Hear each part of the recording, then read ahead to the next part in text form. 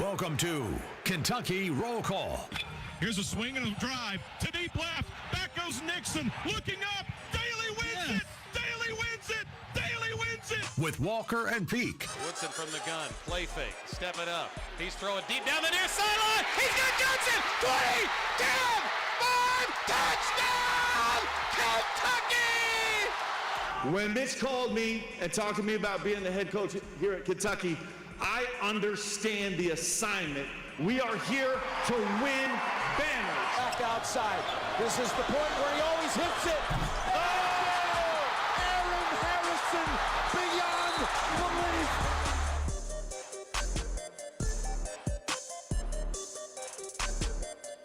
Hello, everybody. Happy Friday. We made it into the week. Friday the 13th edition of Kentucky Roll Call on Big X Sports Radio, 96.1 FM, 1450 AM.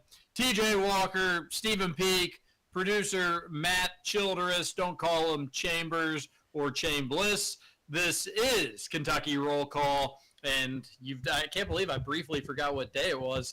I got slightly distracted. I am going remote today in the home studio, and that will have – Peak was going to go in studio. I was actually excited. We were going to get the gang in all together on Friday, get you feeling good for the weekend. But I do have the 4-year-old home with me. She's off school tomorrow, yesterday, today. She's off tomorrow, obviously. It's Saturday, the day after that even. Heck, look at her. But also Monday and Tuesday. So still going to have to figure out what I'll do those days. But she is in the other room. She is set up pretty sweet. She's living the sweet 4-year-old life. She is going to call me Chuck Smirch. She's probably going to self-impose a nap at some point. At least that's what I directed her. I'm the NCAA, and I say if you do the right things and you self-impose a nap, there's going to be rewards on the other side. But I actually mean it, unlike the NCAA. So we'll see. I may have to step out here and there to deal with her, but she's a good kid. I think it'll probably be all right. Producer Matt, what's up? How are you? How's your Friday going? It's been good. Woke up today. All the dog stuff that happened yesterday, they seem fine. Dropped their stuff off at the vet, so we're going to get all that stuff back. So everything, but they've been feeling good. They've been feeling fine. They've been feeling better as of yesterday. This morning, Peak, you might want to mute yourself a little bit for a second. Peak, you got to mute yourself, buddy. But Scoots apparently had some issues getting the Inco going today, so he asked me, he's like, do you mind if I dip into your time on just the cats so I can do my whole hour show? I was like, yeah, sure, that's perfectly fine. Gives me a little more time to prep, and I can rest in my bed, sleep in just a little bit, be fine. So I'm already on the way when he texts me. So I get to the studio at like 8. I'm thinking, okay, there's a coffee place right down the street. I can go grab coffee or something, grab a bagel, whatever, right? I get out. I get to the coffee place in literally 2 minutes. It's 8:02 when I get there. There's one car in the drive-thru. I just immediately put my order in and get ready to grab it. This person in front of me proceeds to, maybe buy 15, 17 items. I just keep seeing the lady at the window handing them stuff in the car. I had to sit there for 15 minutes just to get my one coffee and this bagel. So I almost was still late for the show this morning. I made it in time, and that was all good. I get into the studio, pull out my bagel. No cream cheese on it. I was upset. I waited that long for all that. All this stuff happened. I have the radio turned on, so I'm listening to Sunrise with Scoots, and I can tell he's just saying things to delay time for me to come in so I can do the crosstalk portion of the show with him. I'm like, dude, you got to give me 2 seconds. I'm even if I wanted to leave, there's a car behind me, there's a car in front of me. I have to pull over the median and drive straight on a Taylorsville road to get out. There's nowhere I can go. But I make it in time. Everything's good.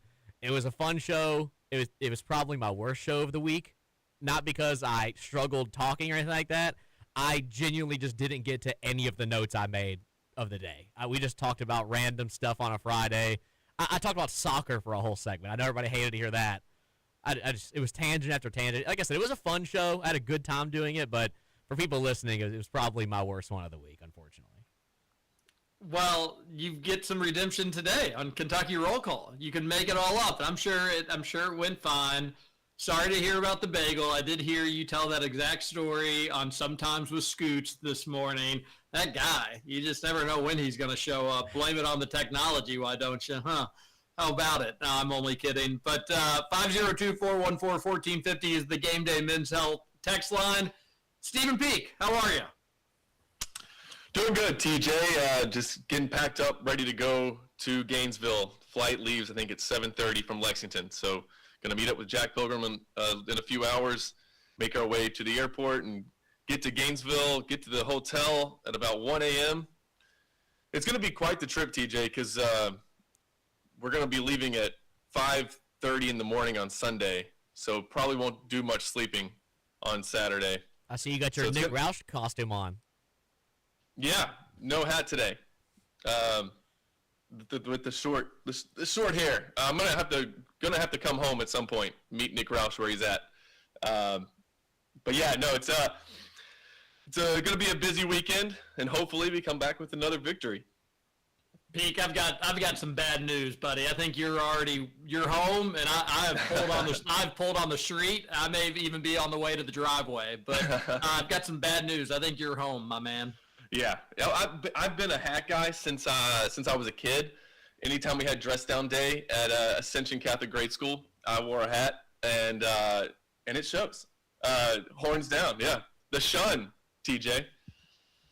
Horns down, certainly, for Ascension. Hey, the last Friday before fish fry season, which Roush and I, we'd really get into fish fry season. I'm excited about it. I'll probably be going to my local fish fries more so. I used to kind of just spread it out and go all over, but I'll probably keep it more regional. But that starts next Friday. Ash Wednesday is Wednesday, and Fat Tuesday is Tuesday, which is so exciting.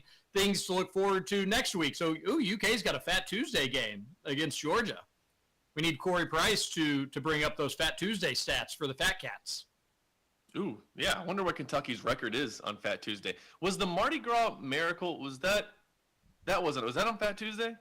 I feel like in my head I had that in my mind as well, but that would mean it was on Mardi Gras. Do you think they'd be doing a basketball game in Baton Rouge on Mardi Gras? Like, I would feel like that's the last thing I'd want to be doing if I was a Louisianan on Fat Tuesdays, have to go work an LSU basketball game. But in my mind, I also thought that it's called the Mardi Gras Miracle. Was it actually on Mardi Gras? There should be a way for us to figure this out, right? More than just a clever name, right? Yeah. It was, 1993? That was February 15th, 1994. So somebody just Google was February 15th, 1994 Fat Tuesday. It was. Well, it was Mardi Gras. Wow, so it's more than just a clever name, the Mardi Gras Miracle. How about that, everybody? Okay, so they have won at least one game. Wait, I'm sorry. I think I might have read that wrong. I think it was February 15th, 1995. Let's see how this, they have all of the dates here. Oh, wow. Was it 1994? Is that what producer Matt said? That's what producer Matt said, if he can be believed, but we don't even know what his real last name is. Then it really was. It was on Mardi Gras. That's pretty cool. Makes sense that you'd call it the Mardi Gras Miracle, being on Mardi Gras. But it would be a waste of a great name if it was just a day off or two. So, yeah, well, great. We'll figure that out on Tuesday. Cats versus Gators. Sounds like it's going to be a quick trip, Peak, but beats driving. You got to be excited about that. Oh, yeah, that was going to be – I mean, I thought the Arkansas drive really ended up not being all that bad, especially, on the way back when you got to win. You can listen to TJ Walker's post-game show on podcast, and it kills some time. This one would have been, I think, like 22 hours round trip, 23 almost. So, very happy that we were able to massage that travel budget that we have and get us on a plane instead. Looking forward to that. We don't fly to very many of these. And as a matter of fact, when we were in Arkansas, a lot of the other media that ended up going were shocked that we drove. But that's what we do, TJ. We get very familiar with the roads around the SEC. It would stink if one of you two were just like a habitual gassy person. And you knew that just with your job, you were stuck with like, not only I like the guy, but he's just kind of smelly. He's just kind of stinky. Luckily, you don't have that. Luckily, you all like each other too. Imagine if like you really didn't get along. Yeah, I've actually said that about. I've told my wife that KSR. I don't know if it's like Tyler Thompson just hiring people that all get along and figuring out personalities that would mix well, but everybody gets along. Like, there's no rivalries within the organization. So I love that. I love that I can go on these road trips and we all listen to the same music. We all like to listen to the same shows. So it makes it a lot of fun. It would be terrible if, for whatever reason, I didn't get along with Jack Pilgrim and I just had to be with him all the time, or didn't get along with Roush or Luckett. It'd be miserable. I wonder if Roush and Luckett, they're easy to not get along with. Are they really? To disagree with. Yeah, they're very disagreeable people. Yeah. Well, we do have some good. Roush and I, once in a while, he'll shoot down a lot of my crazy takes, and so we kind of get in back and forth debates. But that's just entertainment for me. That's all that is. I like to learn, TJ, and sometimes I like to bring ideas to the table that I want to be persuaded that I'm wrong, and by doing so, I get to learn something. So I think that's happened a few times on this show as well. If you're not learning, you're not trying, and you will. There's not a radio show out there where you will learn more than here on Kentucky Roll Call. Absolutely. On Big X Sports Radio, Friday edition of the show. Let's go ahead and give Salsarita's shout out. It's the weekend. If you're going to be just watching a ton of great college basketball on Saturday, pretty good slate on Sunday as well. Now that there's no more football, have Salsaritas around the house. Get their catering. No party too big, no party too small. Keep them in mind next week, or lunch. It's not too late for your Friday fiesta lunch or dinner. Not sure what to get with the kids. At Salsaritas, everybody can get a little something different. Nachos, quesadillas, burritos, wildly addictive chips, hot spicy salsa, creamy queso. They've got it all at Salsaritas. 3 locations in the Louisville area: Middletown, St. Matthews, and they're out I-65 in Shepherdsville. Download that Salsaritas app to save you time, save you money. They're always giving away something, different rewards, things on your birthday, all that fun stuff. Download that Salsaritas app. Your phone is begging for the Salsaritas app, and we love them. We do, and now I'm getting a little hungry here as we roll into the show. Where do you all want to start today? Do we want to just do a general basketball discussion for the weekend? Do we want to just dive right in on the Cats and Gators? Steven, I liked what you sent over. Really, all that stuff I thought was interesting, things that we can talk about. I guess kind of the news of the hour, or what people are discussing most recently, is the Bush Hamdan news. Ugh. Pulling out the rug from underneath Mississippi State. Oh, gosh. I'm telling you, I can't escape this guy. It's unbelievable. I mean, for those who don't know, I'm a Miami Dolphins fan. Now, Kentucky gets rid of Bush Hamdan, and now the Dolphins are going to have to deal with him. At least I know, TJ, that things are going to get looked at, so I'm excited for that.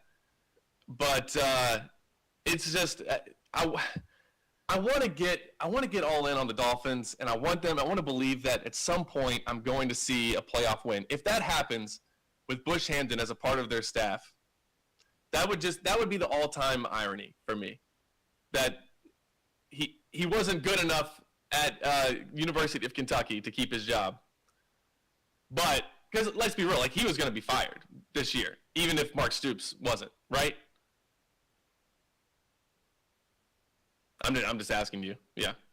Yeah, sorry, sticky mute button. Anytime you just don't hear a quick response, it's generally because the mute button's sticky. Yeah, I think that's interesting. I'd lean towards yes. I don't think it would have been a total guarantee, but I think if Stoops just tried to run it back again without any staff changes, that also wasn't going to go over well. So just for I didn't mean to give you too much of an argumentative answer. I'm not 100% sure, but I lean towards that being accurate. Yeah, because Stoops was going to have to make some changes.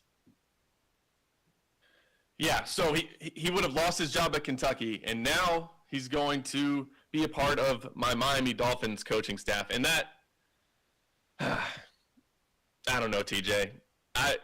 You know from their head coaching hire, you're familiar with that. Now I'm familiar with, and we're both familiar with this current hire. Tell me why I should be any way optimistic about how the Dolphins' future is going to be. Well, it's just a different league entirely. And I actually don't think that Bush Hamdan was the reason UK's offense looked as bad as it did. Now, I don't know if he was signing off on some of the QB decisions going on within the program the last couple of years. But the way that we were led to believe was that Brock Vandegrift was not his pick, that he was kind of hand-selected prior to him, and he was okay with that. I don't know if that's true or not true, but that's the way, at least in my brain, that I view that situation. And then if he was in charge of the Zach Calzada commitment and decision to bring him in the program, that's a horrible decision, but I'm not so sure that he was, because why would he? I don't know. I don't think the offense was terrible. I just think it had inconsistent quarterback play, didn't have many great receivers. One year, the offensive line was pretty stinky. The next year, it was better, and I think you saw some better results because of that. I think the jury is – so when he went to Mississippi State, I think this was my take then. The jury is still out on him as a big-time SEC offensive coordinator. Now, what does that equal in the NFL? And your guess is as good as mine, is as good as anybody's, as good as nobody's. No, we have no idea. We'll all find out together. But I don't know. I thought he did all right with the pieces he was given. And also, I don't know, his head coach being Mark Stoops, who doesn't have a great track record of letting offensive coordinators do their thing. Yeah, that's a fair point. What is the position that he's taking is the associate head coach for offense. What does that mean? Like, is that not just so he's gonna help run the offense? I mean, is that not like an associate offensive coordinator? Like, I don't understand the title that he's given here. Yeah, we're getting silly with these titles. I guess that's just like the offensive coordinator's right-hand man. You're somewhere in between the offensive coordinator and the head coach. You just report back and forth between them. You are the liaison to the head coach via the offensive coordinator. They're just little carrier pigeon.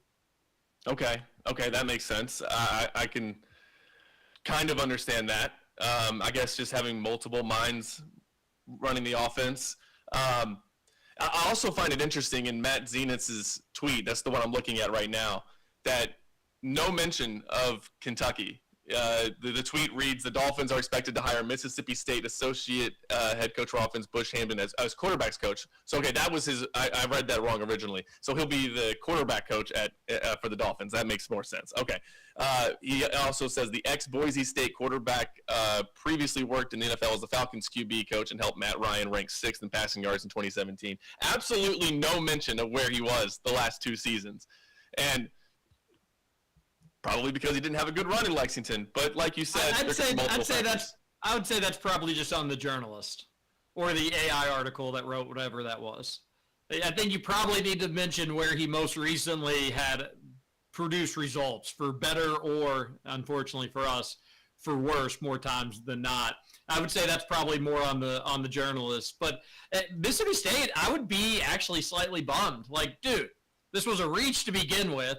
He wasn't all that great at Kentucky, although, again, TJ is giving him the benefit of the doubt. But if you're a Mississippi State fan, I don't think you can be like, oh, yeah, I love our OC. We're going to be great moving forward. You had to be somewhat skeptical about the hire as is. And here it is, a day before Valentine's Day, and he's saying, I'm out. I'm out. That's not ideal. No, he was like, I could either live in Starkville, Mississippi, or I could go to Miami, Florida. And you can see where, you might go back and forth on those two, TJ. It's got to be a tough decision. Stark Vegas. Pretty similar. I guess you'd lean food, probably Starkville. Culture, probably Starkville. Pretty close.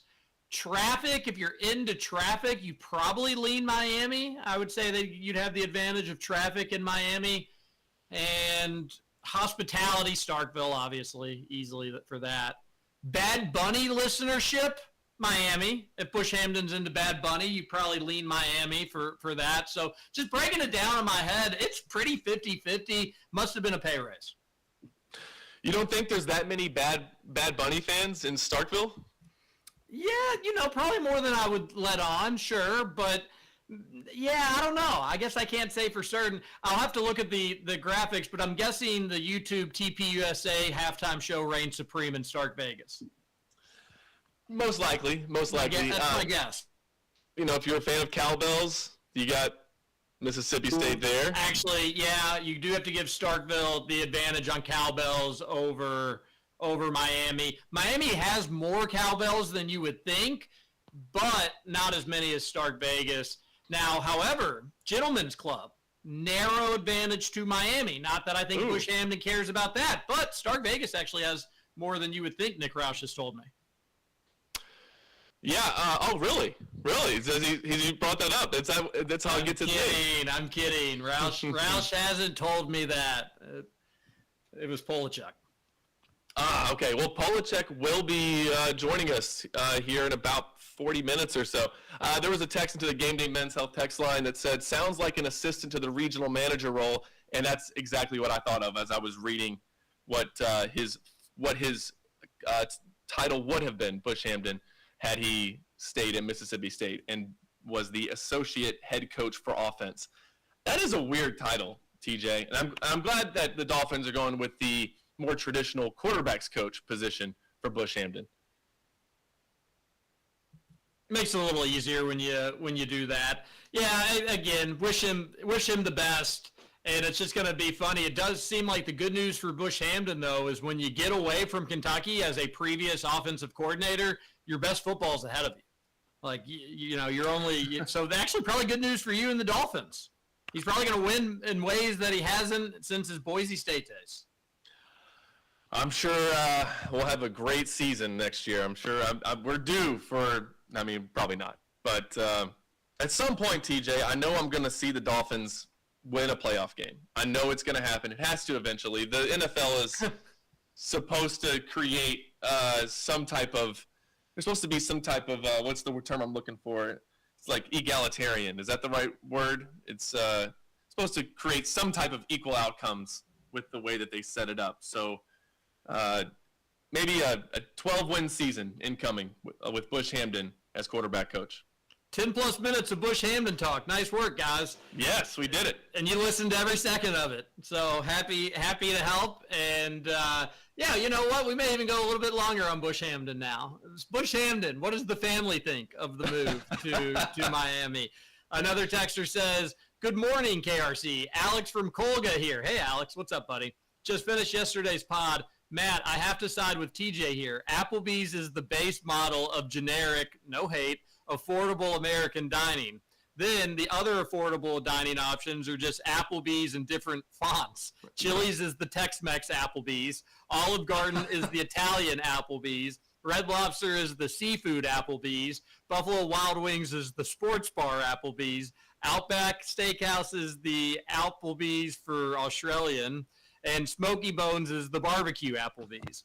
To be clear, I enjoy all these places, and I mean no disrespect, but they are what they are. Ironically, Applebee's is probably the worst of all of them. Alex from Colga, I just couldn't agree more. Matt got really offended by my word use of Tex-Mex. I probably should have used like Southwestern, but Tex-Mex applies. It's on their Google. When you Google it, that's what pops up. And I think Matt wanted to issue an apology today. I will give the texter, like, that is a great depiction of all these restaurants. The only one I have a quarrel with is Outback. That is the least Australian food on the planet. Like, that's closer to Tex-Mex than Australian food, I believe. But I get what he's saying. I love this argument, actually. The only thing that I'll, because I told you I'm staying on this hill and I'm dying on it. Chili's has all of those different versions of food. They have all those different restaurants. They have a variety of all of those foods. So I get what you're saying. It's the Tex-Mex version. But you can get the pasta, you can get a steak, you can get a burger, you can get Mexican food, you can get all these things. So therefore, I can't qualify it as Tex-Mex because it has all of those options. It's the Tex-Mex variety, and here's the bad news, producer Matt. And I don't want to burst your little bubble with this, but you can get all those options at all those places. Like, sadly, I really do think that they have some sort of like Tex-Mex dish at B-Dubs nowadays. I don't know why. Nobody would be like, you know what? I want a nice little Tex-Mex dish from my favorite sports bar. But they all just try to be as versatile as they can be in their menus. And I will agree with you that probably Chili's and Applebee's are a little bit more versatile than the other places. But I wouldn't be shocked if you could get wings at Olive Garden. Which, like, why would you ever get wings at Olive Garden? I wouldn't be shocked if at some point for a limited time edition they gave some Parmesan pasta wings or something stupid. That's fine. I understand the argument. But it doesn't mean I have to agree with it. I'm on my side. You're on your side, and we can still love, hug, and kiss each other at the end of the day. They did do wings at Olive Garden, TJ. God, that sounds awful. I would have guaranteed it. And I'm so gross. I'm so gross. I probably would have tried them. I probably would have been like, all right, if Olive Garden's getting into the wing game, I guess I need to give it a whirl just to see how it goes. But I'm an idiot, and I'm probably their target audience. Honestly, great breadstick though. Why does everything try to be everything? Like, why does every restaurant have to serve everything? Like Buffalo Wild Wings have been serving burgers now for like 10 years. Why? Who goes to B-Dubs and like, I just want a burger. Like that's why I'm here. And Taco Bell, they have chicken nuggets again? Who's in that drive-thru for chicken nuggets? There's so many other places where you can get that. It's the same problem I have with social media. Why is Instagram wanting to be TikTok and Facebook trying to integrate short form video, and TikTok wants to also be like Snapchat? And it's just, can you just do what you do? Like Instagram, be for photos. Facebook, be for fake news and a bunch of random links and for boomers. Like, be that. That's what you're good at. Why are you trying to be everything? Do I have any more takes on? Let's see. There you go. There's the other text. The Calabrian wings at Olive Garden were awesome. So there you go. See, I'd give them a whirl. I'd give them a whirl. I certainly would. Hey, the Batcats start their 2026 season today. When you think of February 13th, you probably think of college baseball season. It's here, folks, and we're going to talk a little bit about it. We'll talk Cats versus Gators tomorrow, and it's Friday. We'll get into plenty more nonsense and things going on in the world. This is Kentucky Roll Call on Big X Sports Radio. Back after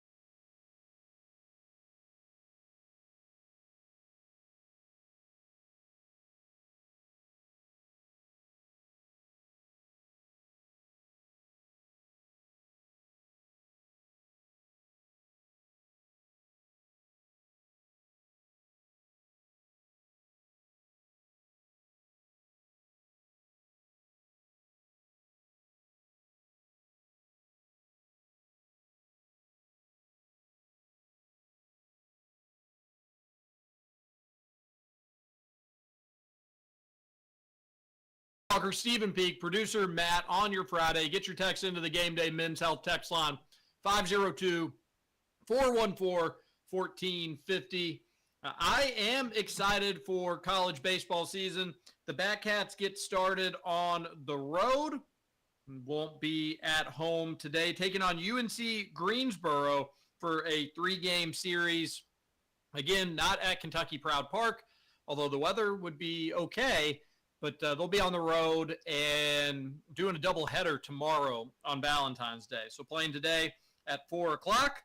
And I do think that U of L is at home, producer Matt. Is that right? Yeah, they play at – oh, sorry. Forgot to unmute myself. Sorry. They play at home this weekend against Michigan State. Okay, so Kentucky coming in. Michigan State? Yeah, they start the season against Michigan State today.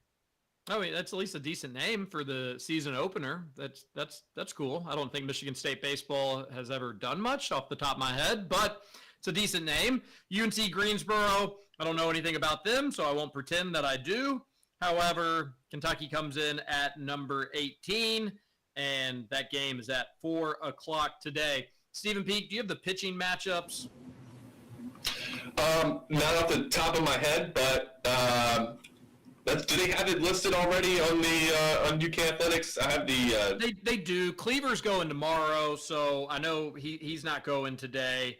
But I forget who is going today. I'll figure that out here in just a second. I was trying to pull that up actually during the break, and the live stats don't start obviously until the first pitch. So I was trying to figure it out that way. But it is weird, TJ, that they go to UNC Greensboro to start the season. Is it that much warmer over there in Green? I mean, actually, today's not that bad, right? I mean, what's the weather like over there in Greensboro, North Carolina? 47 degrees, high of 51, looks like. So could even be worse. Yeah, it's not that bad. They're doing a doubleheader tomorrow. I don't know, was that originally planned, or is that because there's supposed to rain and be a little bit colder on Sunday? But no, it's crazy. The season's starting already. I kind of wish they would push the start of the season back to March at least. But because you really just don't I can't really get into baseball until basketball is over, and you already will play. Most likely, March 13th is the first SEC game. So you'll already have an SEC game before the Kentucky's basketball season wraps up. They do have Murray State on the schedule again this year on my birthday, actually, Tuesday, March 24th. Kentucky lost to them last year, of course, and Murray State went to the College World Series. They got when's the first home game, TJ? Moorhead on February 17th, I guess. Is that there you go. Expectations? Do you have any expectations for the team this year? Do you think this is a return to Omaha kind of season, or are you just gonna? The SEC obviously is always so tough. Yeah, I think last year ended up being. Unfortunately, you didn't really seize momentum from the College World Series run, the first one in program history in 2024. It's not like you jumped off that momentum and you went back and you became a step closer, or you were just as good and baseball took off in the Bluegrass because of this historic run you've been on. But you also didn't take this ginormous leap backwards where, oh no, it was classic UK baseball. You missed out on the SEC tournament and the NCAA tournament. I don't know if any team can miss out on the SEC tournament anymore. You used to be able to miss out on it. You can't anymore. But it wasn't a terrible season. There was times where it looked pretty rocky, and then they were able to turn it around. And then near the end, they were playing some really good baseball. Maybe exciting baseball would be the better adjective to use, because they would get up, they'd be up 7 in a game, and then you'd blink and they'd be down 2, and then they'd have 6 runs in an inning. If things were going well, they were fun to watch. If things weren't going well, you could turn it off almost instantly, because they'd also give up the 8-run inning here and there, and that's ultimately how their season came to a close in the NCAA regionals. So I wish last year, I don't know. I think this should be an improvement on last season. Is it a big enough improvement to get back to 2024 levels? If it's not, I know where I stood on Nick Mingione, and I'm not even suggesting that his seat is warm or anything like that. But I will say, if this year, let's just say you lose in a super regional, or you don't make it out of the regional, whatever it is, it's not the College World Series. I do think it'd be kind of fair to take a step back and say, all right, was 2024 just the absolute ceiling, and we're going to be crawling and scratching and doing everything we can to ever get back to that level? Or can this thing ever truly be, hey, a national championship is obtainable at UK? Because even in 2024, Kentucky wasn't the absolute favorites to win it all when you got to Omaha, although they were, I think, maybe the fourth favorite, if I remember correctly off the top of my head. So they were in the conversation. Can you get back to that? And if you don't do it this year, if you don't get back to Omaha, I do think it'd just be fair to question, are we stuck in neutral? Are we going backwards now? And what evidence do we have to suggest that he would take it forward even further than he's been before? That being said, no hot seat. I'm very happy with the baseball program just going to a College World Series, competing in super regionals. Those are things that weren't happening ever, at least in the College World Series conversation, before Mingione came. And then I think he's been to as many as super regionals. He's the only coach that's been to a super regional at UK? I think that may potentially be true.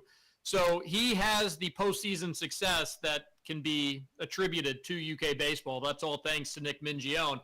But this is a big year. I think you need to anything less than a super regional, Stephen Peak, I would be disappointed. And I think they need to get back to Omaha at the College World Series. You're returning a lot of your pitching. That's a big deal in the SEC. You get a lot of experience back. Tyler Bell, this is probably, the way that I hear it from people smarter than me, this is going to be his last season in blue and white, because from the age standpoint, he'll be eligible for the MLB draft. He is a star. He's great. He's, I think, all SEC. So this is a year, expectations, anything less than a super regional and maybe even Omaha would be disappointing. No, yeah. You look back at the last two seasons, or let's go back I guess we can go back to the last three. 2023 was a great year for Kentucky baseball. Got through the regionals, hosted a regional, made it to super regionals, and ran into a buzzsaw in LSU. 2024, another great season. Obviously, you're co-champions in the SEC. And then last year was a little bit of a step back. I've got the records pulled up here for 2025. They had a losing record in the SEC. So for this year, let's have a winning record in the SEC, which I know is not easy to do. And it's crazy. Like, they had a losing record at 13-17, lost their first round game in the SEC tournament, and then, like you said, had a chance to at least force an elimination game with West Virginia. What do you call that, TJ? I guess it's an elimination game for both teams, but Kentucky had to beat West Virginia twice.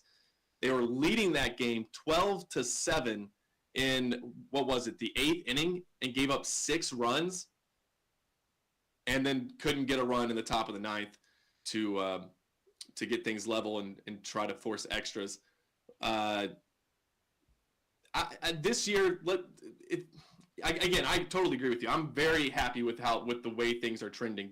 That seems like a disappointment of a season, that you were, a couple wins away from another super regional and were disappointed with that result. So I love the way that this has been trending the last few years. I do think that the 2024 team absolutely could have won the whole thing.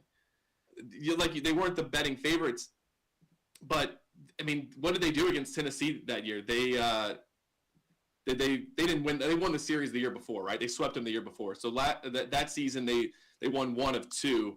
But what was Kentucky? They were ranked number 2, right, going into the postseason. So absolutely, I don't think the ceiling is winning 1 game in Omaha. I think that 2025 proved you can go win a national championship in baseball. And although that won't ever be our expectation, and it's kind of like what Nick Roush explains to me when I ask, when can Kentucky expect to go to playoffs? When can Kentucky football expect to win a national championship? And he says, when you do it once. So although the expectation isn't winning the College World Series, I'd say, like, I mean, Kentucky baseball should get there, once every 5 or 6 years? Is that unreasonable? I think that's the game plan. I think that makes sense. That checks out. Yeah.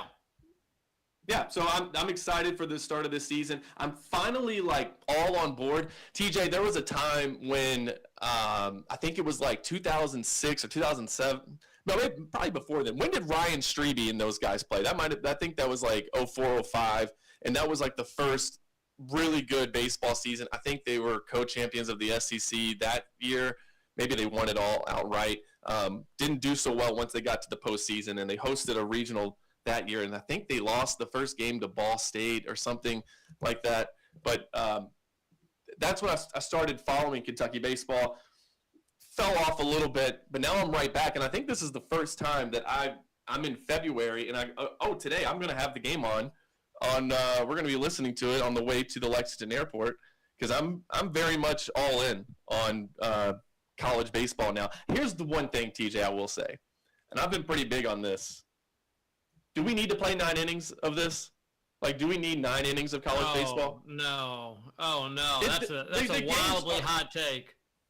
4-hour games are there's too many games to do this for 4 hours.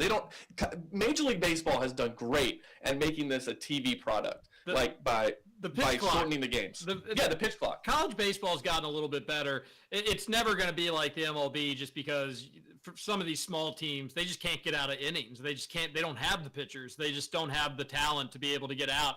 So it becomes batting practice for some of these teams. Yeah, you can't shorten the games, though. In a different world, if they wanted to do an in-season tournament, it'd be kind of fun. But then the issue would be some of these games would just go entirely too quick. You'd have some games that'd be maybe an hour at that point, because you get these aces in that just need to go 7 innings. How much would you want to shorten the game? I think 7 innings would be fine.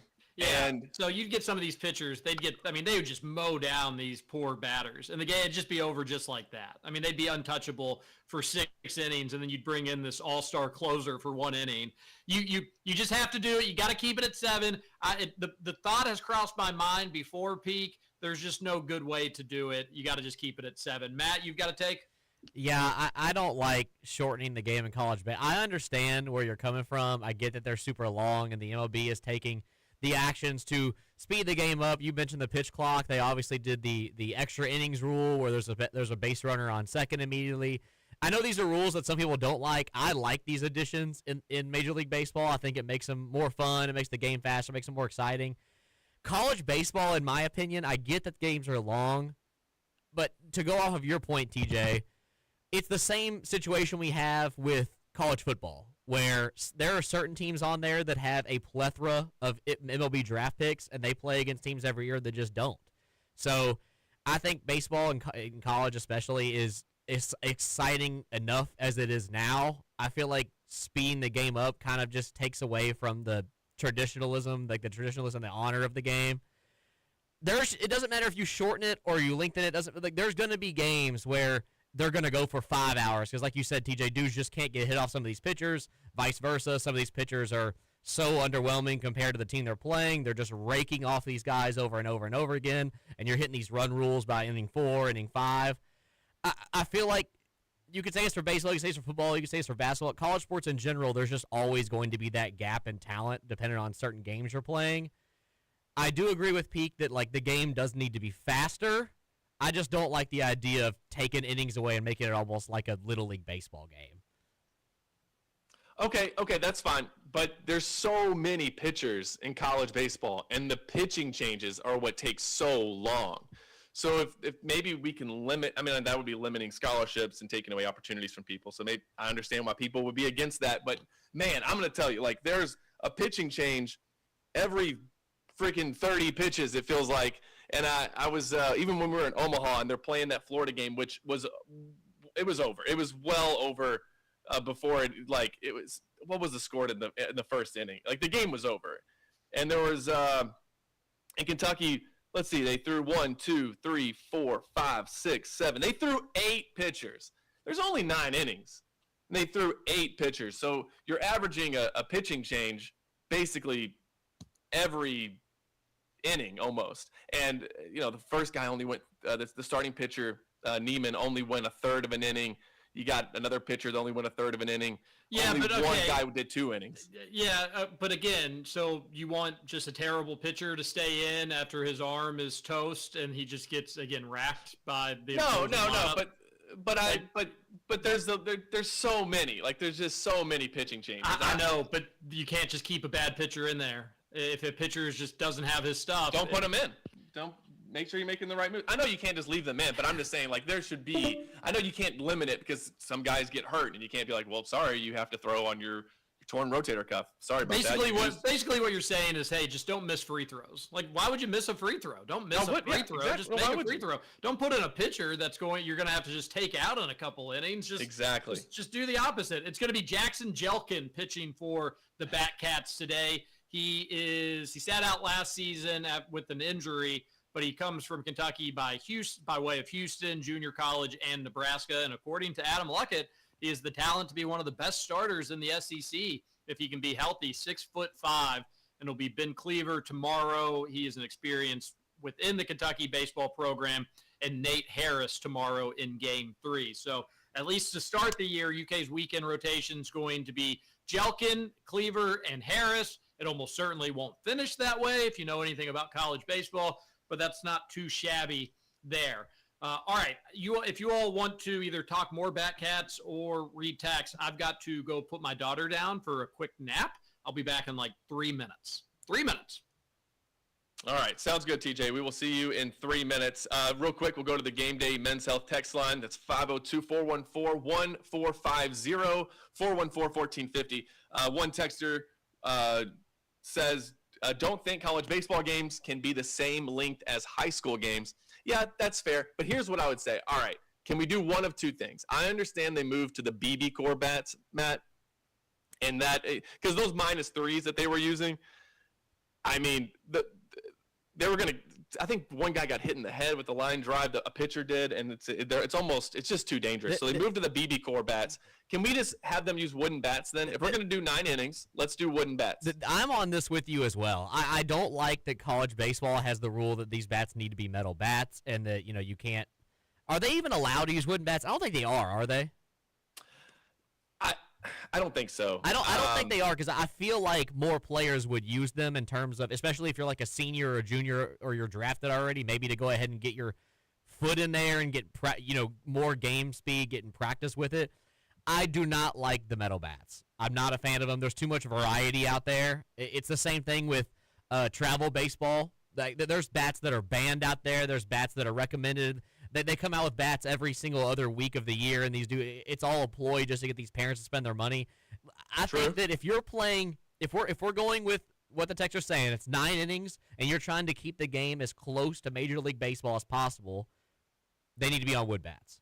We need to just go ahead and move over. If we want to keep it as a traditionalist sport, we got to get to wood bats. There should be no reason college players are still using metal bats. Yeah, and I don't know why they do it. The BB core bats are closer to being wooden bats, but it's also like, Matt, I thought about this for the home run derby. You know what would be fun is if for like a money ball, they let the Major League Baseball hitters swing with one of those -3s that we used to use in high school. Yeah, because like I can hit a ball, or well, I used to be able to hit a ball out of the park with that bat. Couldn't really come close with the BB core. Like we went actually last year, and one of the guys had one of the BB core bats. We were just doing some home run derby, and the ball does not jump off of that. I almost think it jumps off a wooden bat better. It's like it's the BB core bat is almost like when you hear it make contact, sometimes it sounds like it's dead, like the bat's dead. Mm-hmm. I think it would be fun during the home run derby just to see how far these guys could hit a baseball, to use those bats that are now illegal, to go find a bat that was made in 2005, 2006. I can't believe they had college players using those. Yeah, I agree with you. I think that would be fun to see. I did look it up. College players are allowed to use wooden bats, but they have different specifications than metal bats, and the reason metal bats are preferred in college is just like everything else when we think of why college does this, it's cost effectiveness. I was wondering that, yeah. It's they last a lot longer, so you're not like an MLB team ordering 13 bats for Mookie Betts, 12 for, Aaron Judge. You don't have all these. You don't have to get bats custom made. They're just more universal. It's easier for the colleges to separate them, but they are allowed to use them. They do have special specifications for the ones they're allowed to use, but they are allowed to use them. Another texter into the Game Day Men's Health text line says, "Does anyone know if Peak went to Murray State?" Well, we do know, and I did, and watched them play last night, the second game of this week, the second of 3 games, and Murray State got a big win last night over Indiana State. So right back into the hunt for the almost said OVC, for the Missouri Valley Conference title. Still 2 games back of Belmont, who are just rolling right now. They won again last night as well. So yes, texter, I don't know what gave that away, but yes, I am a Murray State racer. That texter is just overly negative. Just mostly, why don't you smile, buddy? Just cheer up. Oh, I didn't see the rest of his stuff. What was it? Just generally something negative about something or another. Just has a negative outlook on life, apparently, according to their text. I appreciate the sarcasm, though, for sure. I'm sure they're a good guy. Just, smile. That's all. Texter, did you all read the one that said, don't think college baseball games can be the same length as a high school game? Yeah. We sure did. And we also were arguing over whether they should still be using the BB Core metal bats or if they should just switch over to wooden bats. As producer Matt discovered, it's more cost effective to use the BB Core bats, because I guess you don't have to recycle them, as they don't break. So that's probably why. That's probably true. I do like the ping of a college baseball game. And I think college baseball games are too long, Peak. I just don't think there's any good snap your finger, easy fix. And I wouldn't want to shorten the game, although it has crossed my mind before. And I do think that they're too long. But I think at least for me, when I watch a college baseball game, it's like, all right, I'm not going to be on my butt for the next 4 hours. I'm going to be doing stuff. I'm going to be cooking dinner, or I'm going to be getting the kids ready for bed, or I'm going to be going outside. I'm going to miss an inning here or there. But it's just kind of background stuff. That being said, when it gets to be like the 7th or 8th inning, then it's like, all right, well, never mind. I'm locked in now. Now I can't leave. So that's the way that I approach it. And I can't wait that they are my baseball team. I like the Red Sox, and I'll keep up with the Red Sox a little bit, but don't have enough time or brain power to keep up with 2 very, very long baseball seasons. So I'm all Batcats all the way up until June, right? Yeah, I think the College World Series is in June. Mm-hmm. So, yeah, I'm excited. Hope Nick Mingione and the group's got something good for us. Yeah, well, and I've said this too. If you want to go to a Kentucky baseball game, don't worry about getting there on time. Like, don't worry about that. I actually left the house for that Oregon State game. I left the house as the game, as the first pitch was being thrown, and got there around the 3rd or 4th inning. Because what happens, TJ, is I noticed for I think it was the Vanderbilt game back in 2024, the one that would have secured Kentucky as the sole champion of the SEC instead of having to share it with Tennessee, was that the place was packed, and they added that extra bleacher out in left field. And again, Kentucky Proud Park was awesome, but then you're asking people to be there for 4 hours, and by the 8th and 9th innings, it kind of emptied out, even though it was a close game, because people are like, look, I got stuff to do this week. I can't spend my entire week here. So I understand, there's really no easy solution other than shorten it to 7 innings. But of course, like you said, then that could lead to an hour-long game. All right, hour number 2, Kentucky Roll Call coming up next on Big X Sports Radio. Jacob Polachek going to join us to talk whatever Jacob's got going on in Jacob world. We'll figure that out together in hour number 2.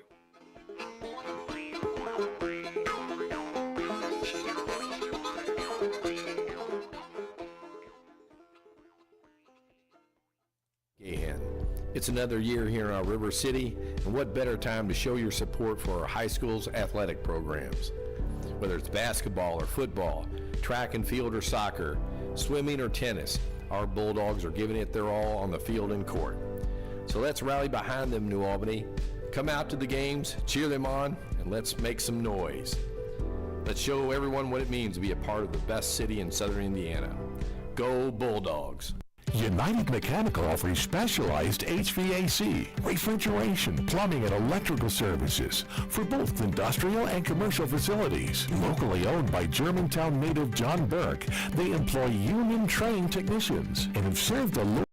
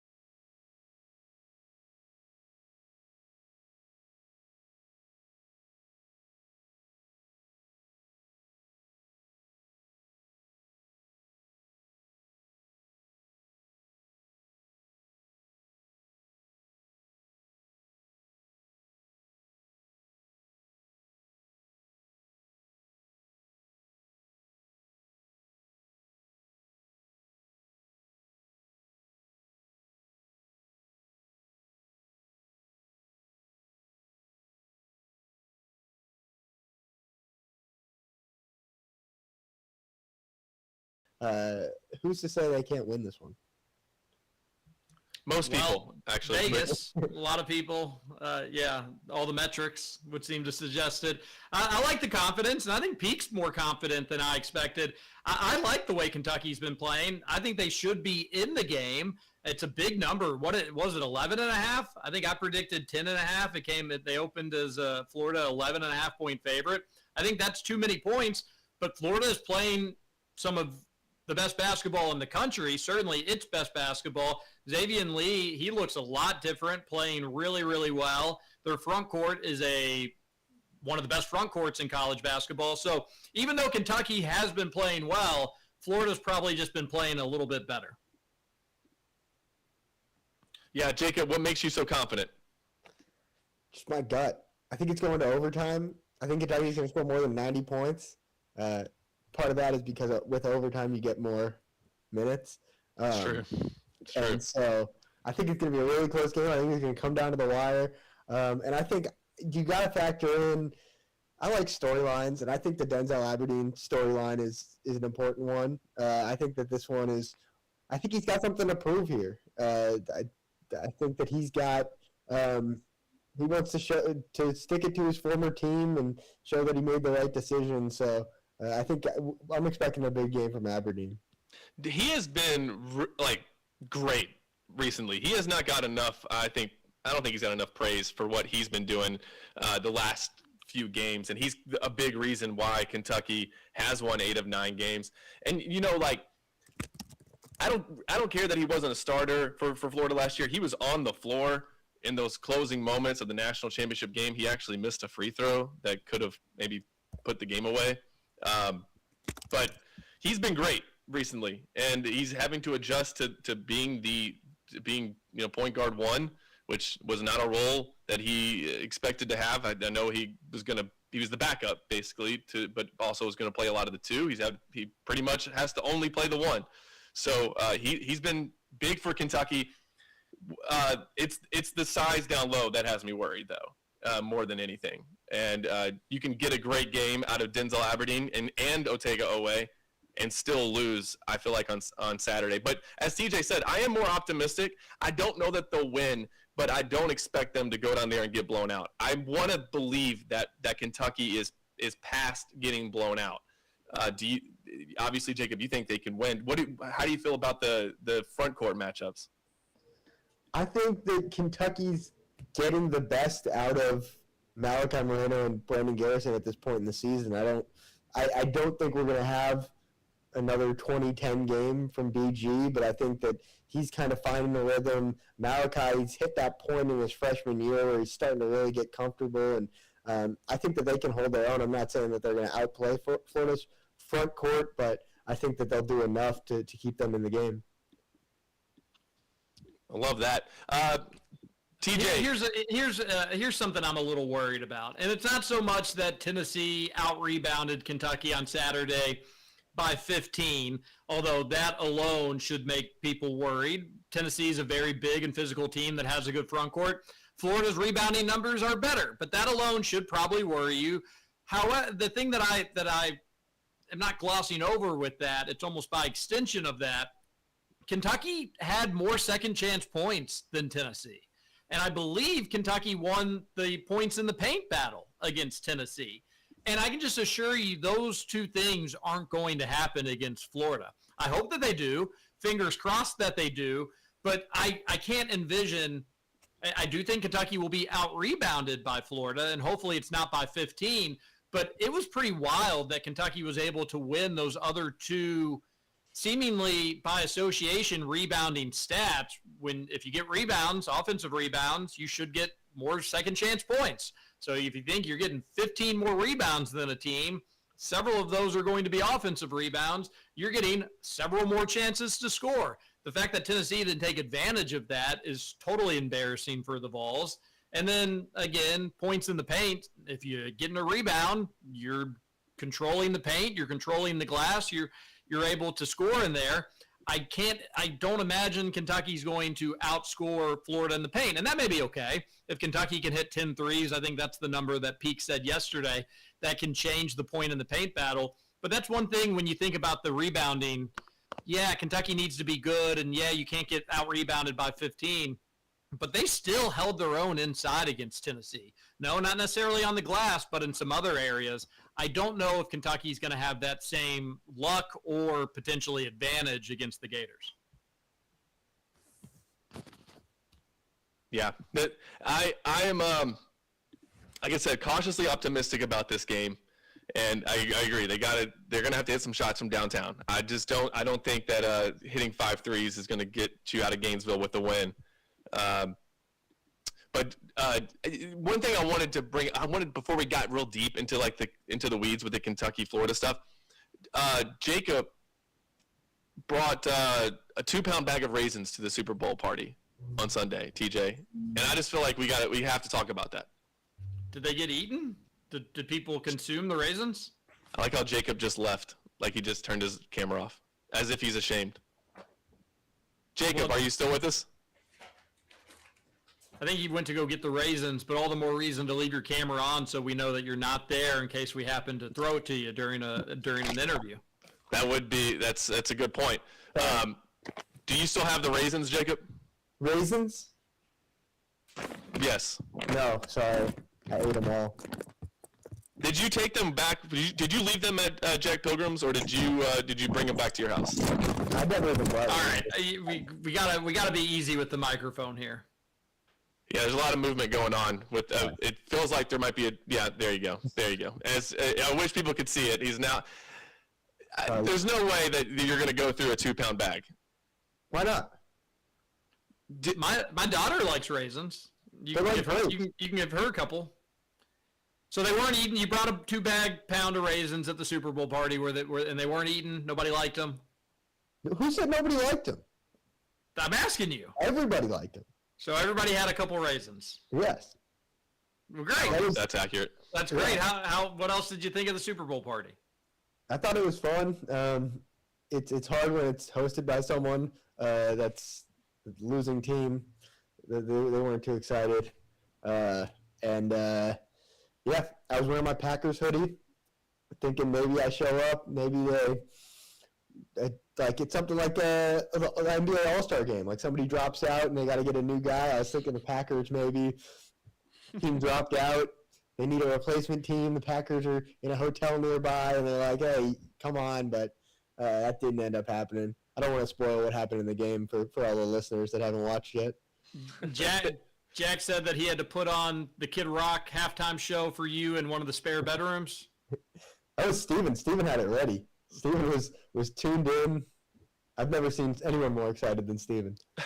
I did have it pulled up. I was interested to see how it was going to look. I didn't know it was pre-recorded. If I'd have known that, maybe I wouldn't have given it as much play. I don't know why pre-recorded matters to me, but it did. I wanted it to be live. I wanted to see Kid Rock live. Anything can happen when Kid Rock is live. Since I knew it was pre-recorded, I don't feel like I get the full Kid Rock Lee Bryce experience. Brantley Gilbert. What was your favorite Bad Bunny halftime show song that he performed? Jacob? The third one. I really like the third song. Yeah. I like the one in Spanish was really good. Yeah. That was my favorite one as well. I've been learning Spanish for 1,225 straight days, not to brag. Can you say anything in Spanish? Like, does Duolingo working? Sí. Wow. There you go. There you go. And there's 5-day-old Super Bowl takes. Just in case you were wondering, we didn't get to talk to Jacob on Wednesday, but there's your Super Bowl recap from Jacob. Overall, thumbs up on the Super Bowl, Jacob? Yeah, 2 thumbs down. I thought it was great. I think that, I'm super excited about the Super Bowl, and let's do it again next week. All right, so Jacob joining us here on Kentucky Roll Call, Jacob Polachek. You can find him at On3, Rivals, KentuckySportsRadio.com. Anything else that I'm missing there? You can find me at my house. I'm here right now. Yes, his house as well. So JQ is just now getting back to some small, maybe tiny little bit of potential, a little wink, eensy-beensy, teeny-weeny bit of rehab. The Cat's going to see him again this season? I still lean towards no. Can we all just say? Can we all get on the same page that it's just a no? That like it's done with him at Kentucky. I think most people are. I think that quote from Pope yesterday all just pretty much assured it. Yeah, I don't know. I guess there's still a month before Selection Sunday, but I don't see where this is going. So is this just a complete and total failure on JQ's time at Kentucky? Well, he helped them win the St. John's game. That's not nothing. Yeah, so he's not Shaden Sharp in that he helped Kentucky win at least one game. I think without JQ, maybe you still win, but I don't think so. I thought he actually played pretty well that game. Had a few putback dunks that were big to help keep the distance between them and St. John's. But I think it's a failure in terms of how much money you had to spend to bring him in. I mean, you're talking like, how many games did he even play in? Like, are we at 3? Was it 3 games? I think it was 3. So gosh, man, you got pretty close to $1 million per game. If those numbers are true. If those numbers are true, but if I would be surprised if they paid anything less than $2.5 million. Jacob, what if you had to make a guess? What would you say it was at? Yeah, 3. Somewhere in the 2 to 3 range sounds about right. That's wild to me. That's $1 million per game, and you only won one of those games, so you paid 2.5, close to $3 million. No, he played in 4 games. What was the 4th game? I'm looking up. It was Alabama, St. John's, Missouri, St. John's, and he didn't play the Bellarmine game. Did they play they played NC Central, but I'm not sure when they played them, if that was in between that. I thought it was St. John's, then Bellarmine, Alabama, Missouri, and I don't think he played anymore after that, right? My phone's going, my computer's going slow, so I'm going to my phone. Yeah, wouldn't that be 4 games, though? Did I count that? What did I say? St. John's, Bellarmine, Alabama, Missouri? Well, he didn't play in the Bellarmine game. I thought he did play like 9 minutes in the Bellarmine game. I thought that was the game that he said Pope set him out because he said it was a bad. Maybe he did. Maybe you're right. Doesn't really matter. So no, you're right. Yeah. 18 minutes in the St. John's game, 8 minutes in the Bellarmine game, 24 minutes in the Alabama game, 18 minutes in the Missouri game. So okay, so that's a total. 2 and 2 with JQ. Feels like making about $250,000 an hour. It's pretty good. That's pretty good. Good for JQ. Good for them. I'm not hating on the kid. I just think that it was obvious that 60 minutes. He played 60 minutes total. My math is right. I've never been a good math guy. I don't see him playing any more the rest of the season, TJ. I think those 60 minutes that's all you're going to get out of JQ. Thankful for that win against St. John's. That's a big resume booster, but pretty disappointing that against the high-level competition that he played against in those 3 games, Kentucky went 1 and 2. So, yeah, you're basically paying like 2 point. You're going to beat Bellarmine without JQ. You didn't need him for that one. So you're basically paying $2.5, $3 million for 1 win. That's a pretty tough ROI. 68 minutes.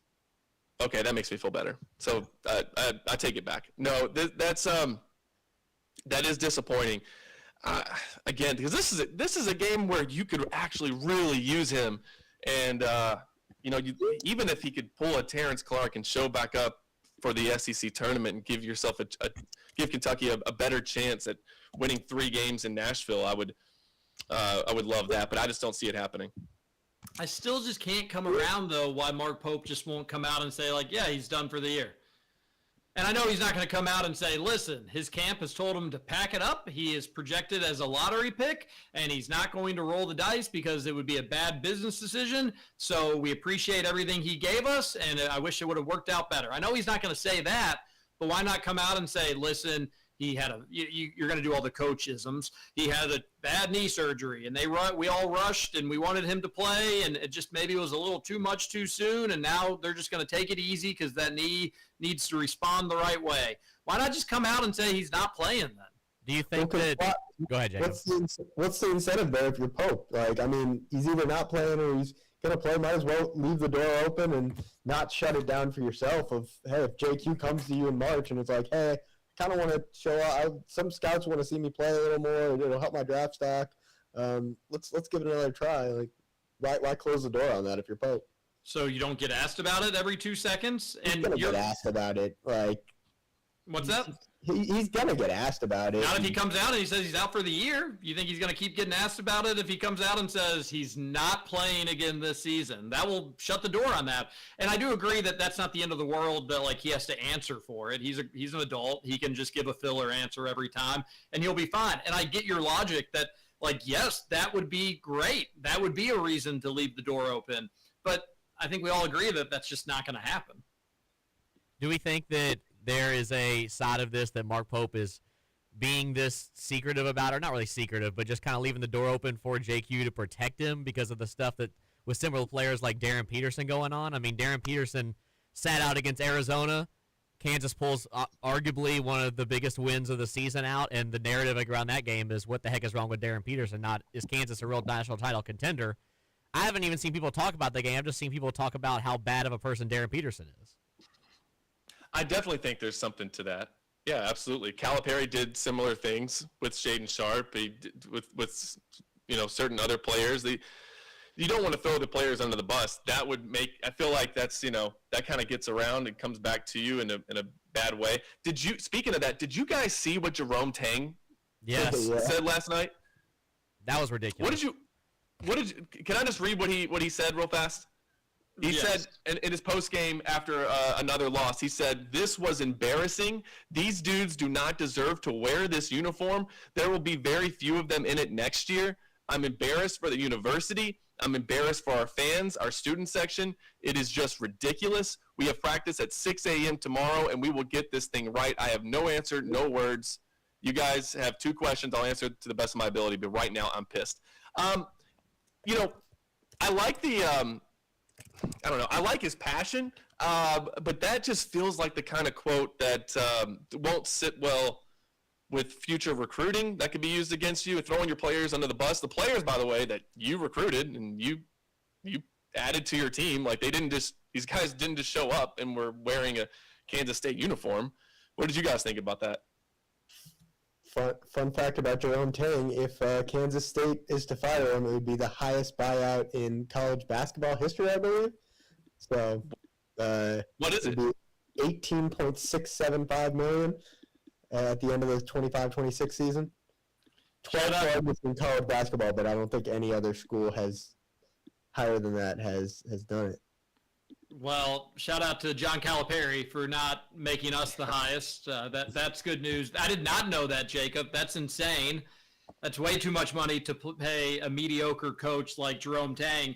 So I actually don't have an issue with it besides, yes, he's shooting himself in the foot. It's not a smart thing to say. It will be used against him in recruitments. Not that any of that's necessarily the end of the world in the nil game, because Kansas State seems to have a decent nil collective. They don't spend it well. They spend it pretty much as irresponsibly as anybody else in college basketball, but they do seem to have some money.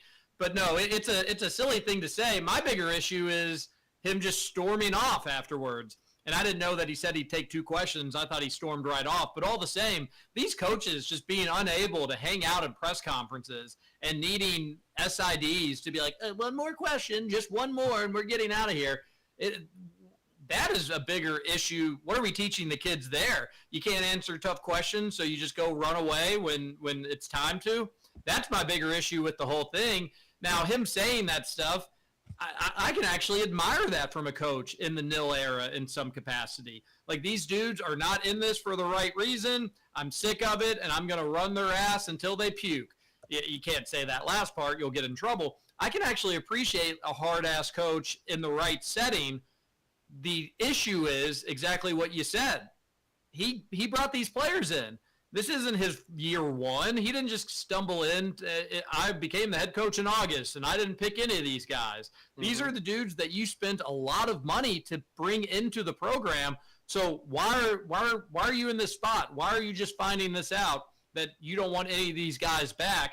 And why should we think that you're the guy to bring the next crew in Why would this just not happen again? All those are fair questions for Jerome Tang if he could ever hang around and answer them. Yeah, he was asked that, and what he said was, guys, the Dow is at 50,000, so it's okay. That's perfect. That's perfect. Yeah, you're asking me these questions when the Dow's at 50,000?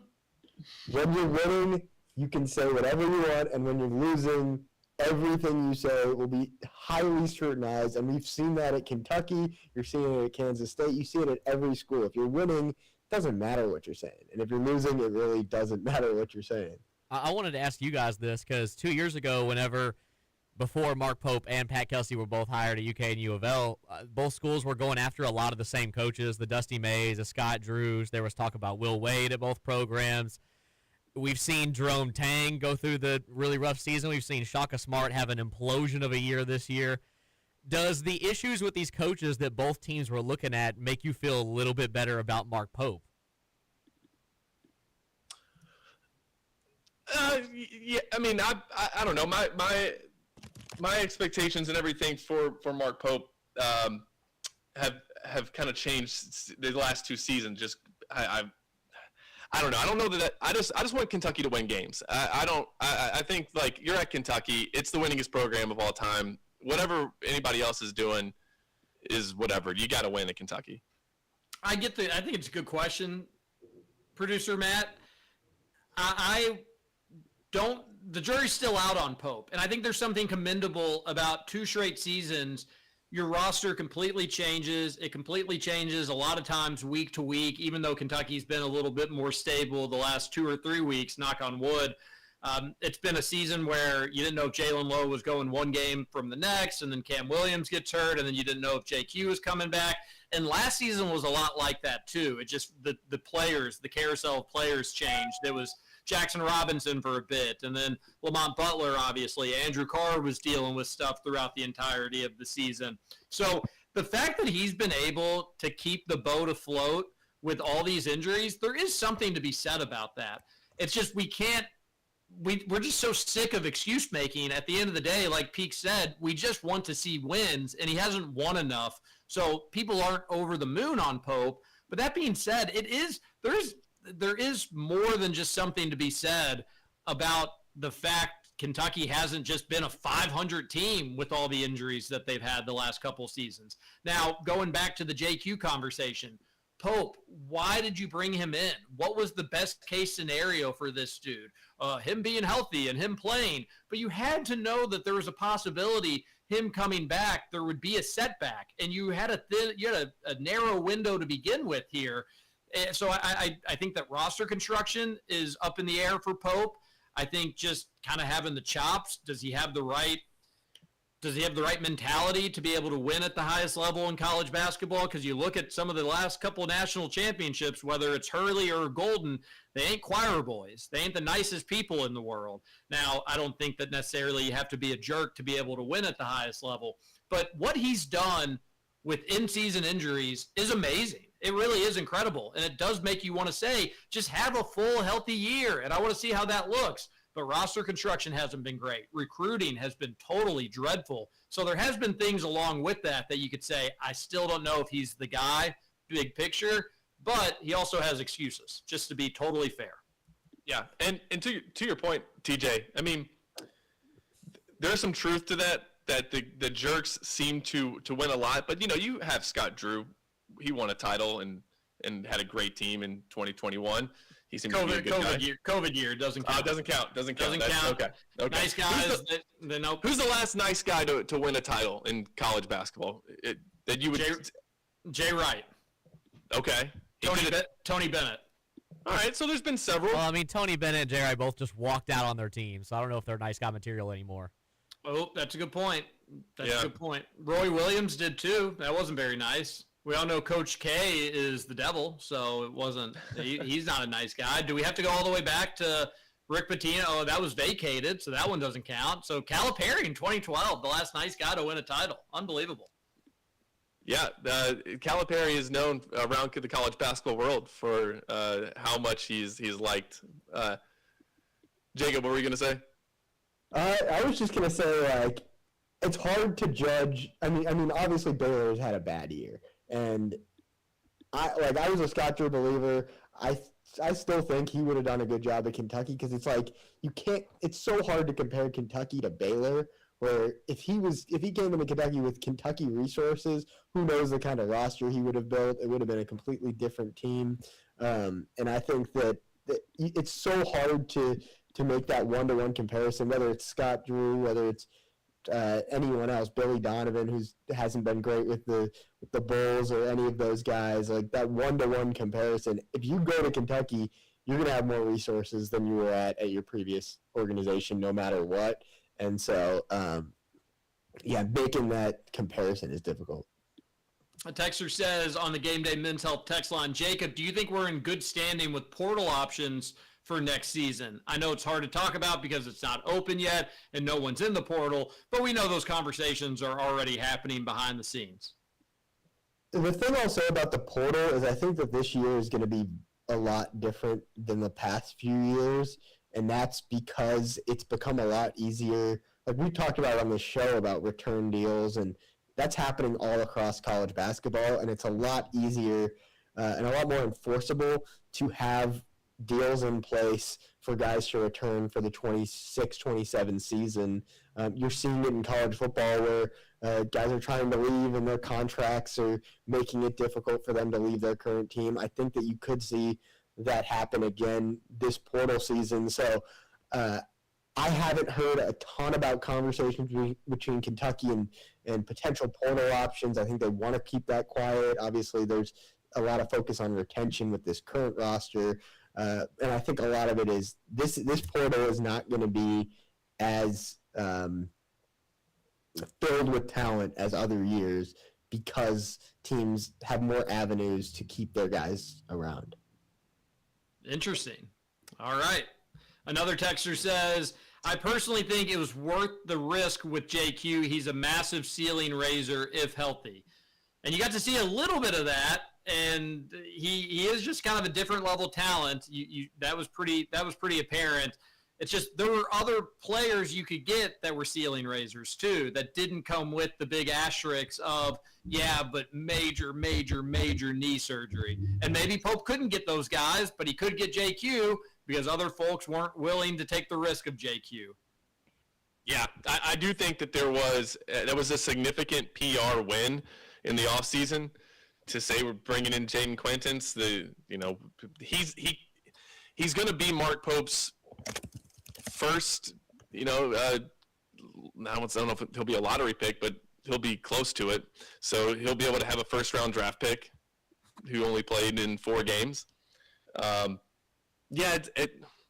get why he did it, and it's like, okay, if it works out, that's great. And I guess if you weren't planning on spending that money elsewhere, but the reason it frustrates me is because the money was there to get some of the other guys that you didn't want to get in bidding wars for. And you could have got them, clearly, because if you just had $3 million to throw at somebody who you weren't even sure could play very many games, or if there was one setback, you knew that he was probably going to shut it down. So that meant that the money was there to go after those guys who early on in the transfer portal, and Jacob, correct me if I'm wrong about this, those were just guys that, they didn't want to get into those bidding wars for. Well, the one guy that comes to mind, and obviously hindsight is 20/20 here, is Yaxel Lendenborg, That's who I was literally thinking of. Yes. And in an ideal world, he's the guy you go after. Maybe you spend a little bit more than you spent for JQ, but I think he would be worth the money. The difficult thing with him was he was testing the draft waters, and you didn't know for sure if you go all out for him and then he leaves for the draft, who's going to be left when that time comes around and it's the draft withdrawal deadline. Obviously, he did come back to college basketball. He's looked great at Michigan. Michigan's a top 5 team in the country. Hindsight, Yaxel is the guy. That's the guy you should have gone after. You should have gone all in to get and spend that JQ money plus a little bit more to get one of the best players in college basketball. But I think it's easier said than done given the circumstances. But I would argue that they got Denzel Aberdeen kind of late, right? So why was Dusty May, I guess, was able to hold out and wait to see if Yaxel would still be available and keep his name out of the draft? Yeah, why wasn't Kentucky able to do that? because Kentucky didn't want to take the risk, and they didn't feel like the value was high enough to outbid Michigan for a guy that you're not 100% certain is going to come back to college basketball. And he chose Michigan at the end of the day, and Michigan had a better pitch to him. But I think Kentucky, that was a winnable recruitment for them. And I don't want you to be in a position where you're having to answer for UK, but you don't want to take a risk with Yaxel Lindenberg being in the NBA draft, but you will take a risk with JQ coming off just a devastating knee surgery. It's risk-taking in college basketball and recruiting, and the same with football, obviously. It just seems like in this instance it didn't work out for UK. And with these recruiting trials and mostly errors here for Mark Pope and his staff, the first big Yaxel Lindenberg that enters the transfer portal, they need to be a Wildcat almost instantly. When the transfer portal opens, Mark Pope and his staff, especially after whiffing on every big name in 2026, you need to land that dude instantly. And I don't care if you overspend. I don't care if he's putting his name in the NBA draft as well. You get him to commit, and then you get him eventually to play for UK. And ideally, he also doesn't have major injury history. The one benefit you have if you're Kentucky is that obviously there's going to be a lot of guys returning, but Otega and JQ, two of your highest paid players on this roster, you know that cap space is open. You know that you're no longer going to be paying your two highest paid guys on the team, and that opens it up. We have this money to go spend the second the portal opens, especially with no high schoolers signed. So that's a definite advantage for Kentucky, but they have to take advantage of it. Let's go to our final commercial break. Jacob, you hanging out or you need to run? Yeah, I'll hang out. All right, Jacob's going to hang out. If you have any questions for him on the Game Day Men's Health text line, 502-414-1450. Game Day Men's Health is redefining men's wellness. No shortcuts, just results. Testosterone, peptides, weight loss, sexual performance therapy. You can visit GameDayMen'sHealth.com, defining a new era in men's health. One final segment, Kentucky Roll Call, coming up next on the Big X. In their mouth, but can't decide on what it is they're trying to say. There's nothing wrong with hearing voices, even when they're in your dreams. For swing into the action at Park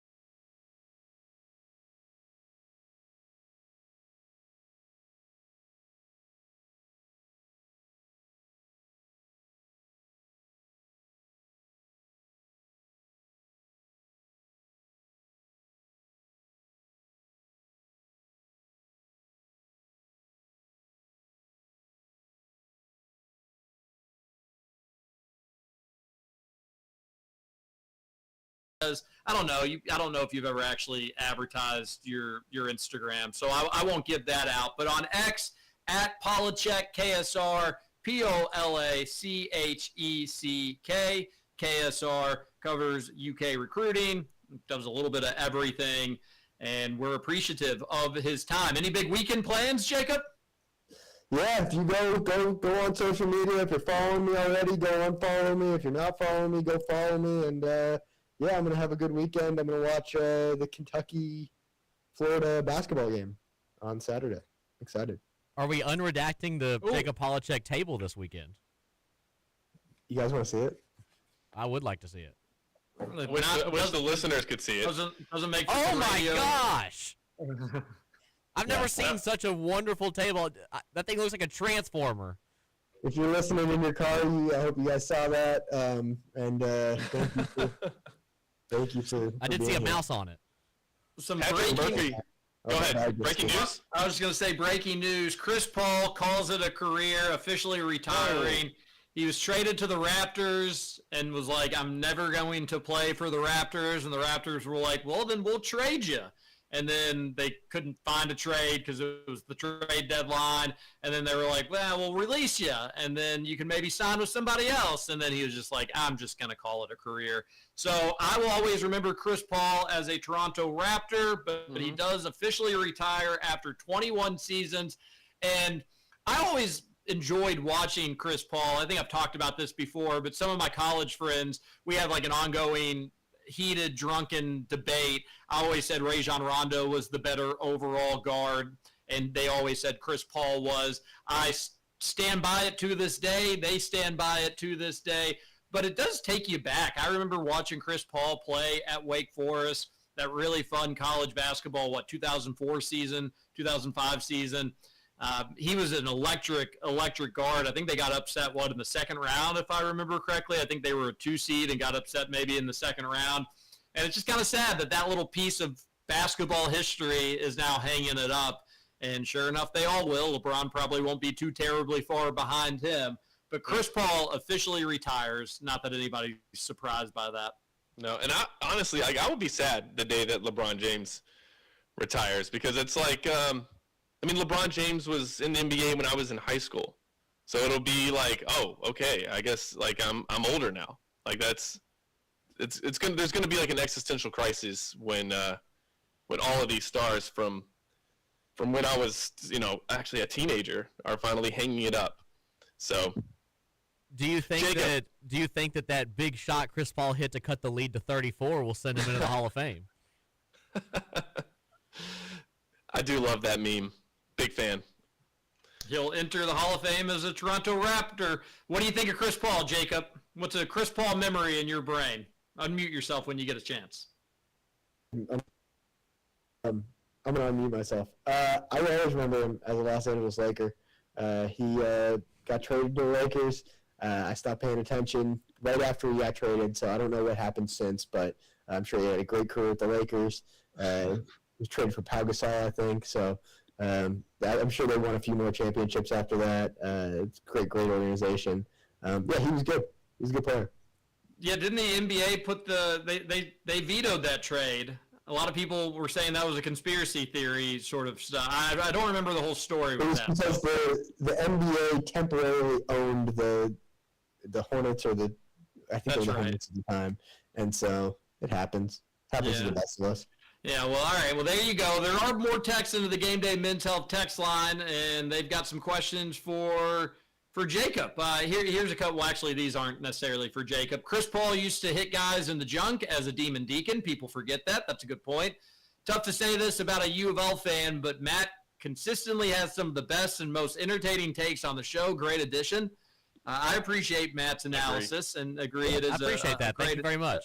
Addition to the show. Texter says, I love Rondo, but he's not in the same stratosphere as Chris Paul historically. You're wrong, unfortunately. And you can check the rings. I think Rajon Rondo has 2 of them. Chris Paul, does he have? Oh, goodness gracious. He doesn't have any? Oh, that's crazy. Whoa. Another texter says, question for Jacob, how's KSR table? KS table. It's actually the KS Plus table. KSR Plus table. Just reading the text. Yeah, it's behind the paywall. So it's great. It has continued to be sturdy. Right now, I've got like books on it. I got my TV remote. I've got my water bottle. I've got like a lot on it. It hasn't collapsed or anything. It's at night it just sits there. During the day it sits there. So happy to answer any table questions. I know it's a controversial subject. The JQ and Ortega money is going directly to Colin and Malachi's checking accounts. Is there any concern that UK has this big payroll for 2025, 2026? The results aren't where people want them to be, so they don't have nearly as much money this upcoming season for 26, 27, Jacob? Is that a real thing? That's something I've been thinking about. I haven't heard it said anything concretely. But at the same time, I think they're going to have plenty of resources this offseason. And at the same time, you're going to have to pay a lot of these guys to come back. So I'm interested to see if there are renegotiations for some of these guys and what that looks like to get some of these guys back. Yeah, we've talked a lot about the guys you'd want to bring back, and I feel like that list has changed over the last 9 games. And Colin is definitely. I was actually on the fence about Colin just a few weeks ago, and now I'm like, yeah, you got to bring Colin Chandler back. I mean, he's won you at least 2 games, maybe up to 5 games. He may have flipped from a potential loss to a win. So Malachi and Colin are now at the top of that list. I think you can't really run it back. I mean, you're not going to because guys are going to leave, but there's got to be some shooters that you got to bring in from the transfer portal. I would be if you're not going to sign any freshmen. There's no freshmen you have to pay. So, go out and get 2 or 3 shooters from the transfer portal. I think the money will be there. I do think like the boosters and everybody else have to be somewhat impressed with what Mark Pope has done this season with given all that's happened. They probably don't want to see their money wasted on guys with ACL tears that are only going to play 3 games. So, they spend the money more wisely, I guess, this time around. I still think, like, all the guys on the team this year are good individual players. I just don't think it meshed very well, TJ. Yeah, I don't think it was the right pieces all fitting in with one another. Another texter that I think is relevant to Jacob. How hard do you think Kentucky tried to get Braden Smith or Bennett Sturts? Hard to believe one of those guys could turn down $4 million.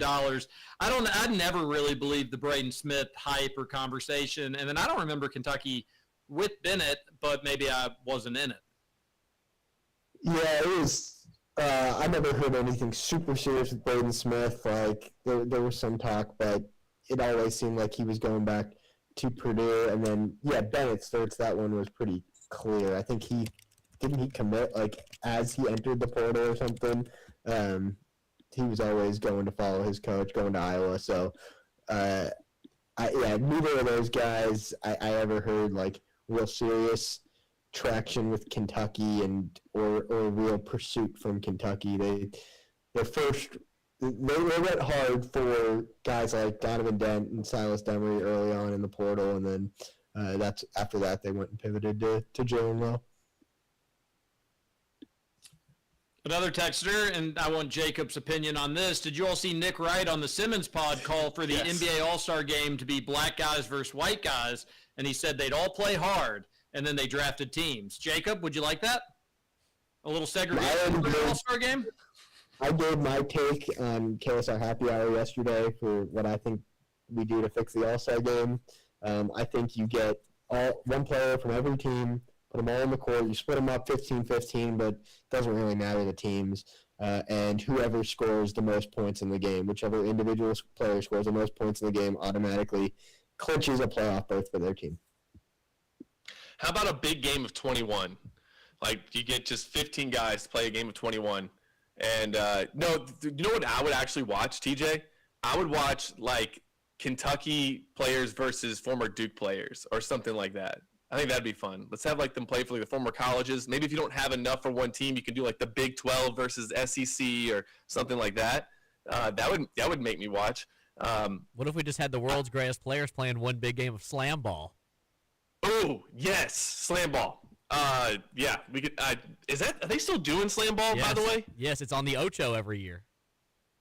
wow, dude, I love that growing up. The Mob, was that one of the teams?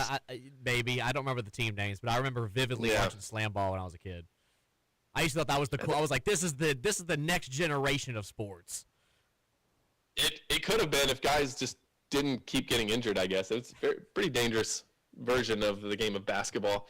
But yeah, I didn't actually see the podcast calling for that, but and then he said they drafted the teams. TJ, who's your starting five? That's what I want to know. Who are the teams? And what do we do with JJ Barea?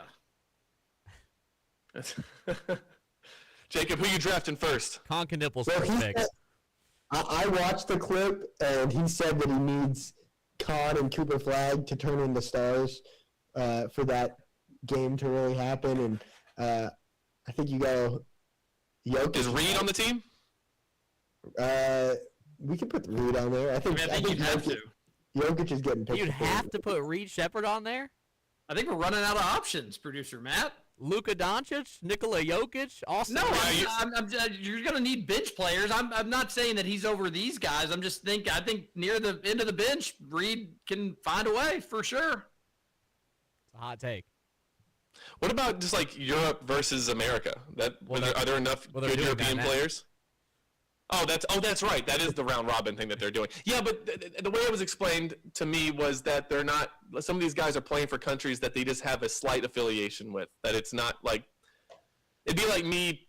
I don't know, playing for Wales or wherever my descendants. I looked at the roster today, and when you like all of it's basically the ones you all know: Luka Doncic, Nikola Jokic, this and that, and then you have.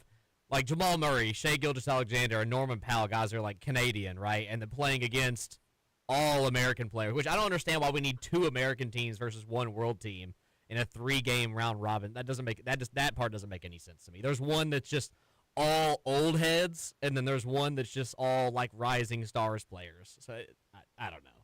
I'm not a big fan. What if they took the 12 best players from the Western Conference against the 12 best players from the Eastern Conference? I wouldn't watch it. Nobody cares. The NBA All-Star Game is dead and gone. It's just over. It's a thing of the past. Go the way of the dodo bird. It's an All-Star Game. Who cares? Same with the dunk contest. I have one question. The dunk contest only has 4 people in it this year, if you guys didn't know that. Well, there's just so many. Like, how many more ways can you? It's not impressive anymore. Well, right? I talked about this on Just the Cats this morning. That before it was like when we were growing up, that we all think the dunk contest was better. It was still similar as today. There was just more showmanship. They brought out cars to jump over. I remember Terrence Ross. I forgot who he was going up against, but brought out a poster of the guy he was competing against. Of the poster was him dunking on him, and then dunked over the poster that was like 8 feet tall. Like there used to be showmanship. Yeah. Now it's just dudes like, congrats, you can do a between the legs dunk that I can't do, but I've seen this every year for 10 years. My big thing is, did you guys see the celebrity All-Star Game names? I don't know very many of them. I don't know. I think I know 4. My big issue with this is there's 2 former NBA players on a team. Jeremy Lin and Taco Fall are playing in the NBA Celebrity All-Star Game. No, and this is had former players. I don't think so. They do for the celebrity softball game. This is why Major League Baseball has the best All-Star week in any sport. Like nothing really comes close. And all the other ones, it's fine that they do it. I don't obviously care if they do it. It's not like I'm saying they should shut it down. But Major League Baseball is the only one that I actually pay attention to. Do you think the 4 nations will surpass that? Probably not. You don't think the 4 nations in hockey? That was electric this year. I did like it. I that's probably second. You're right. People got into that. It's easy to like rally around the flag and stuff. I remember the home run derby one year. They had all the players represented a nation, and that was kind of cool because that does give you like somebody to pull for. If it's especially if the Cubs don't have anybody that I could pull for, that it's easy to just go. I'll pull for the American. But yeah, I'm looking at the All-Star celebrity list right now. It's just to count to see how many I know. I was looking at it earlier, and the team that has Jeremy Lin. Lin Sanity's in this. Sanity's playing in this. I didn't hear you say that. The head coach of one of the teams is all of the Antetokounmpo brothers, and then Mookie White Chocolate's Betts. In this? And then Mookie Betts. Why is Mookie Betts with the Antetokounmpo brothers? he just not have a spot in the team? He's like, can I at least coach?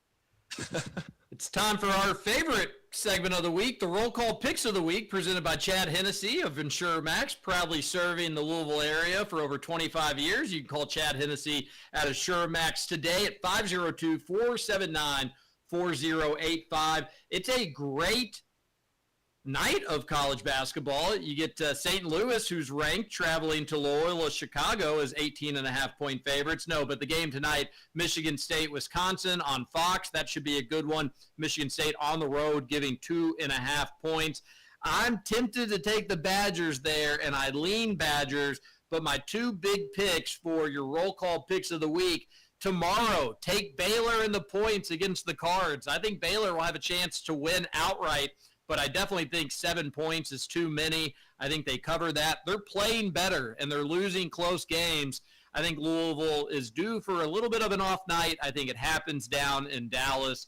Take Baylor in the points. It's a neutral site game for what it's worth, but it is in Dallas. So, and not that Baylor's really all that excited. Probably going to be kind of a crappy atmosphere, all things considered.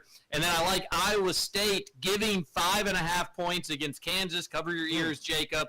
The Jayhawks, they're also due just for a bit of a stinker after they've been playing really, really well. Who knows what's up with Darren Peterson? He'll likely play and have 45 points. But that being said, I like Iowa State. 5.5 seems like a lot. It's not enough, actually. Go ahead and take the Cyclones. Those are my roll call picks of the week. If any of you all have any that you want to say in the final minute of the week, go ahead and do it.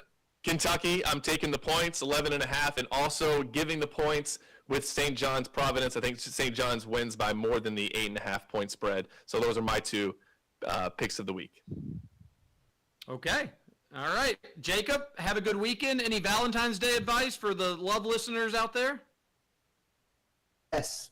Is this on? Yep. Know some good advice? That's my advice, and so you got to subscribe to KSR Plus to get my real advice. All right.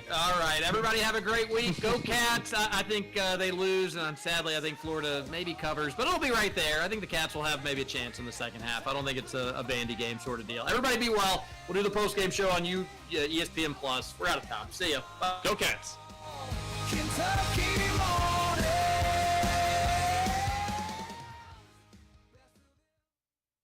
FM, WXVW, Jeffersonville, W241.